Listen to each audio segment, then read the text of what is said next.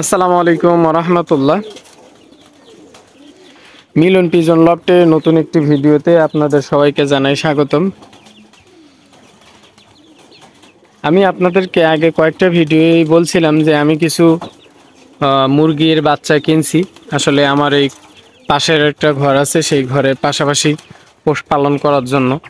এখন মুরগির বাচ্চা এই যে সামনে দেখতেছেন, এই মুরগির বাচ্চার প্রায় 2 মাসের মতন বয়স হয়ে যাচ্ছে।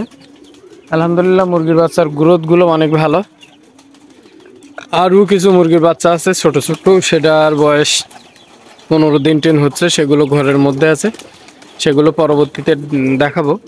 এখন একটা ব্যাপার হয়েছে, কবুতর আর মুরগি একসাথে পালন করতে যেয়ে আপনার একটা ফ্যাসাদে পড়তেছি কি, যখন কবুতরদের খাইতে দিচ্ছে তখন মনে করেন মুরগির বাচ্চাগুলো তাদের যে মারামারি করে আসলে খেয়ে ফেলতেছে, এবং মুরগির যে এইগুলো আছে কুড়াগুলো খায়।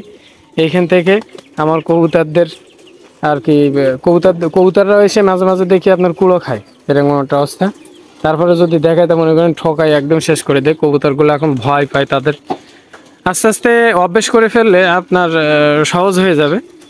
এখন প্রচুর কবুতরগুলো ভয় পাচ্ছে। এই দেখেন মুরগির বাচ্চাগুলো, মানে এই গেটটা খোলা থাকলেই ওর মধ্যে চলে যায়। দেখেন আমি এখন গম দেই, কি পরিমাণে এসে তারা কবুতরগুলোকে ঠকায় এবং খায়। আয় আয় আয় আয় আয়, এই যে দেখেন যে মুরগির বাচ্চা আর কবুতরের বাচ্চা, মুরগির বাচ্চা আর হলো কবুতরগুলো একসাথে আপনার খাইতেছে। কিন্তু কোনগুলো মুরগি আর কোনগুলো কবুতর বোঝা কিন্তু কষ্ট, বুঝতে পারতেছেন না সবাই।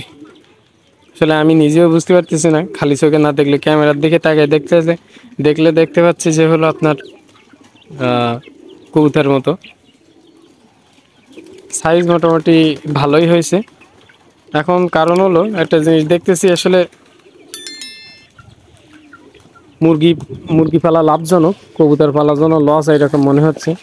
কিন্তু পাশাপাশি চেষ্টা করতেছি আসলে কোনটা দেখি কবুতরটা পালি জাস্ট শখের জন্য, এবং সেই যে টাকাটা খরচ করি সেই টাকাটা যদি মুরগির জন্য খরচ করি, তো মনে করেন এখন যে ডিমের যে প্রচুর পরিমাণে দাম হচ্ছে, মানে আমাদের প্রায় প্রতি মাসে আপনার 60 থেকে 80টার উপরে 100টার মতো ডিম লাগে, মোটে না হলেও। এখন তাদের ডিম কিনতে মনে করেন যে ফকির হয়ে যাওয়ার মতো অবস্থা।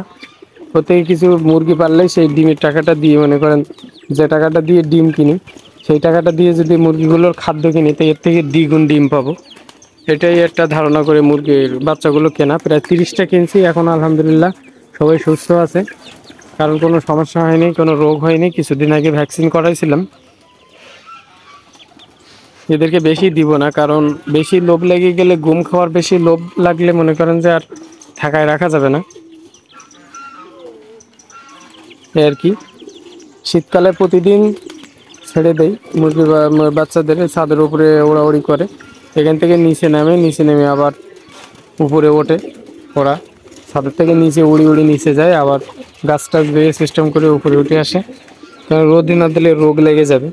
তারপরেও ভয় লাগতেছে মুরগি আর আপনার কবুতর একসাথে পালতে, কারণ কখন কি হয়ে যায় এরকম একটা এর মধ্যে আতঙ্কের মধ্যে আসি। আসলে এক্সপিরিয়েন্স নেই আগে থেকে, এর জন্য চেষ্টা করতেছি টুকটাক ভিডিও দেখি। আর যারা আমার মতো ইউটিউবার আছে বা আপনার কন্টেন্ট ক্রিয়েটার আছে, যারা ভিডিওগুলো দেয় তাদের টুকটাকগুলো দেখি। যারা নতুন তাদেরও দেখি, যারা পুরাতন তাদেরও দেখি। পুরাতনদের থেকে অনেক এক্সপিরিয়েন্স নেওয়া যায়, আর নতুনদের থেকে কী ভুল করছে সেগুলো থেকেও সচেতন হওয়া যায়। এই জন্য সবাই চেষ্টা করবেন টুকটাক যে কোনো জিনিস করার আগে কিছু দিন আগে করার, আপনার নলেজ নেওয়ার পরে মোটামুটি আপনি বড় করে করতে পারবেন। ছোটোখাটোভাবে প্রথমবারে করবেন, বড় করে পরে করতে পারবেন। যাই হোক, আজকের ভিডিও এই পর্যন্ত। ভালো থাকবেন, সুস্থ থাকবেন। আর আমার চ্যানেলে এখনও পর্যন্ত যারা সাবস্ক্রাইব করেননি, অবশ্যই চ্যানেলটি সাবস্ক্রাইব করবেন, পাশে থাকা বেল বাটনটি বাজিয়ে রাখবেন পরবর্তী ভিডিওর আপডেট পেতে। আজকের ভিডিও এই পর্যন্ত। আসসালামু আলাইকুম রহমতুল্লাহ।